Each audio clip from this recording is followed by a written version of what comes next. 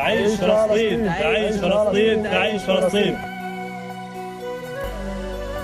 Hari kedua di bumi Gaza, saya dan juru kamera Kamal Azli Ahmad singgah ke sebuah penjara yang menempatkan pesalah jenayah berat.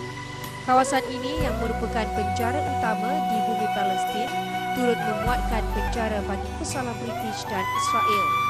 Seperti yang diceritakan penolong pegawai tentera Palestin Abu Said Musa, tepat jam 11 pagi, 28 Disember lalu, kawasan ini diserang pesawat B-52 yang membawa ratusan bom berangkai.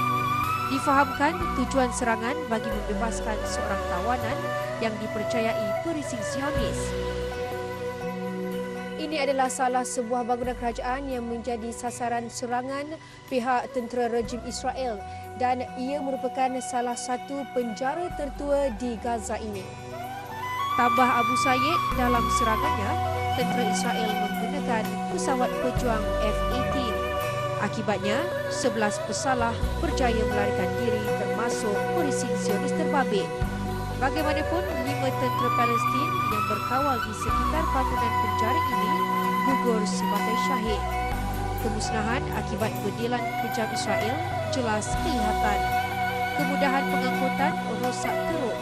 Dan ketika saya serta juru kamera sedang membuat liputan, sebuah jet milik rejim Israel terus berlega-lega di udara dipercayai sedang membuat tinjauan. Biarpun gencatan senjata sedang berlaku dan kononnya peperangan dikatakan selesai, namun sebenarnya kesan peperangan ini adalah lebih perit, terutamanya kepada rakyat Palestin.